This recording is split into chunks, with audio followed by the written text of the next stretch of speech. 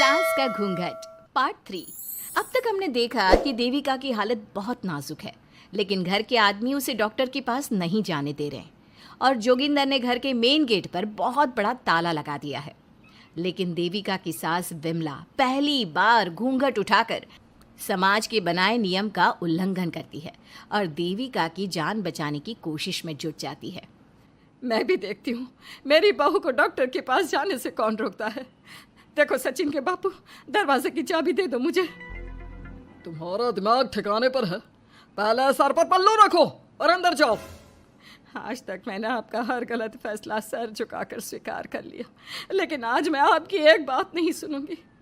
मुझे मेरी बहू की किसी भी कीमत पर जान बचानी है। मुझे चाबी दे दीजिए। पिताजी, माँ ठीक बोल रही है, चाबी दे दीजिए ना, नहीं तो देविका नहीं बचेगी। देविका मरती है तो मर जाए, लेकिन यह दरवाज़ा नहीं खुलेगा। तुम सारी औरतों को इस देविका नाम की बीमारी ने पागल कर दिया है और इस बीमारी का अच्छी तरह से इलाज करना आता है मुझे। वीना बेटी, सुजाता बहू, जाओ अंदर से देविका को लेकर आओ।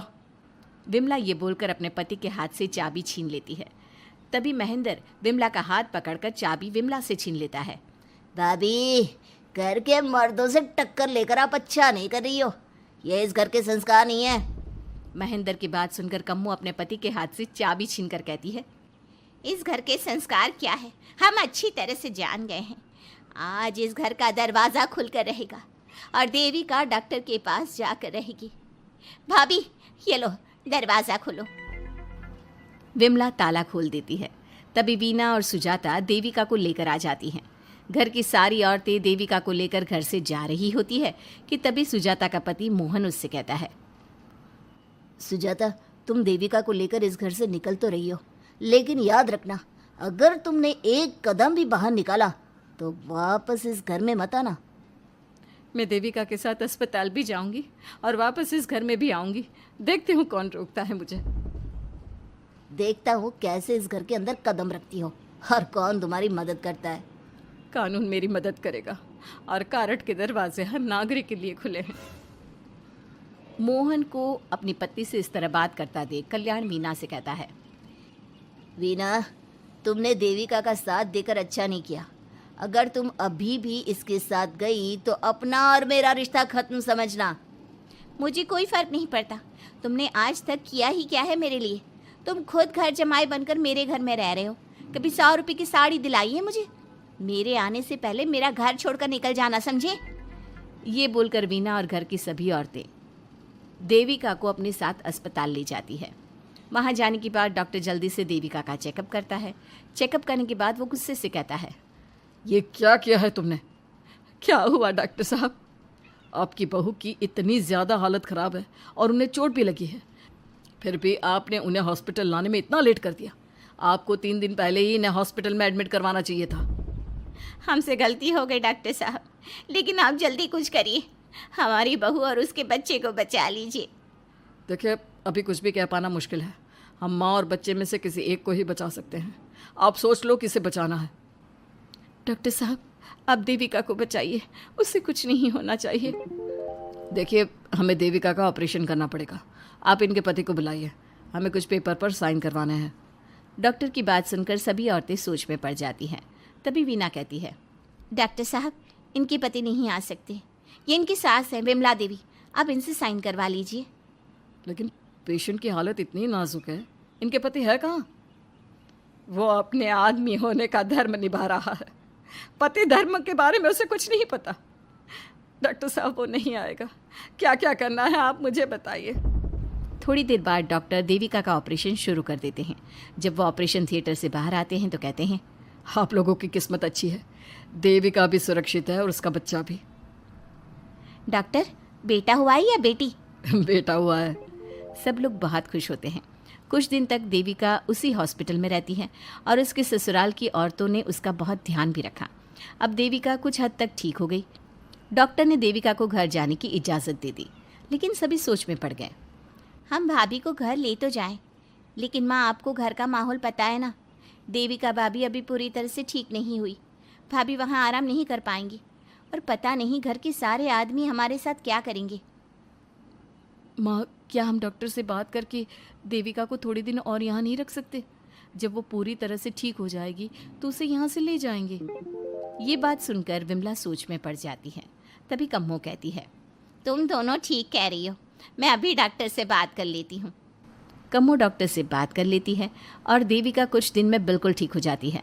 देविका अपने बच्चे को गोद में लिए बाकी औरतों के साथ अपनी ससुराल जाती है, लेकिन घर के सभी आदमी उन्हें दरवाजे पर ही रोक देते हैं।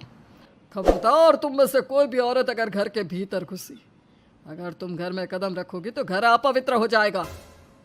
घर हमारे कदम रखने से अपवित्र नहीं होगा, बल्कि आपकी गंदी सोच की वजह से घर क्या, अरे पूरा समाज अपवित्र हो रहा है। सुजाता, मैंने मना किया था ना घर से बाहर जाने के लिए। अब एक काम कर, जैसे यहाँ आई है वैसे ही यहाँ से सीधा अपने मायके लौट जा। क्यों जी, क्यों चली जाऊँ मैं अपने मायके? मैं जब तक चाहूँ यहाँ रह सकती हूँ। अगर आपने मुझे इस घर में आने से रोका तो मैं आपकी पुलिस में शिकायत कर दूँगी। वीना, इन सब की तरह तुम्हारा भी दिमाग खराब हो गया है। अब मैं तुम्हें बिल्कुल बर्दाश्त नहीं करूँगा। तुम्हें ऐसी सज़ा दूंगा कि तुम याद रखोगी। सज़ा बाद में देना, पहले मेरे घर से बाहर निकलो। खुद पूरी जिंदगी में एक घर नहीं खरीद पाए और मुझे सबक सिखाने की बात बोल रहे हो। देखो वीना, तुम इस घर की बेटी ज़रूर हो, लेकिन कल्याण इस घर में ही रहेगा। उसने बहुत कुछ किया है इस घर के लिए, लेकिन तुम अब यहाँ नहीं रह सकती। क्यों नहीं रह सकती? इस घर पर मेरा उतना ही हक है जितना सचिन का। देश के कानून ने मुझे ये हक दिया है। अगर मैं चाहूँ तो कोर्ट का सहारा लेकर इस जायदाद का आधा हिस्सा ले सकती हूँ। और हाँ कल्याण, तुमसे तलाक भी ले सकती हूँ। वीना, देविका के साथ रह रहकर तुम्हारा दिमाग भी खराब हो गया है। और कम्मो, मैंने तुमसे कितना मना किया, घर से बाहर मत जाओ, देविका की मदद मत करो, लेकिन तुमने मेरी एक नहीं सुनी। अब तुम इस घर से और मेरी ज़िंदगी से चली जाओ। ये कदम उठाकर तुमने बिल्कुल अच्छा नहीं किया। ये कदम तो मुझे उस समय उठाना चाहिए था जब मैं माँ बनने वाली थी। आपके झूठे अहंकार और गलत नियमों की वजह से मैंने अपने दो बच्चे खो दिए। अगर उस समय मैं दाई अम्मा से इलाज ना कराती और हॉस्पिटल चली जाती तो सचिन के बराबर मेरे भी 2 बेटे होते।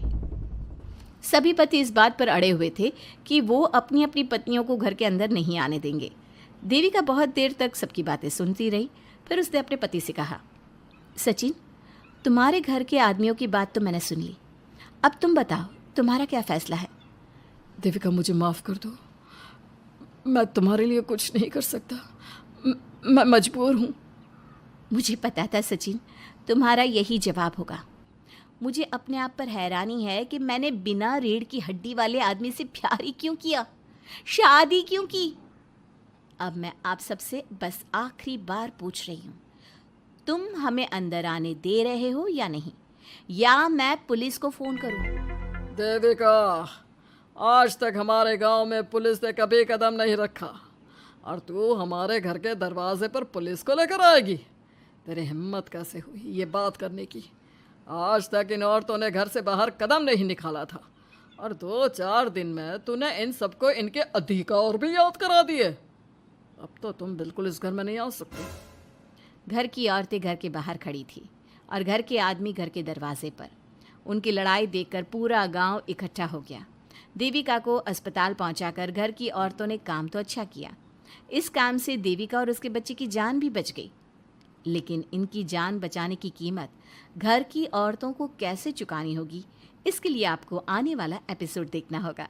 और हमारे प्यारे दर्शकों, हमें कमेंट करके ज़रूर बताइए कि देविका के साथ बाकी औरतों को क्या करना चाहिए। क्या उन्हें घर के अंदर जाने के लिए संघर्ष करना चाहिए या फिर वो घर छोड़कर चले जाना चाहिए?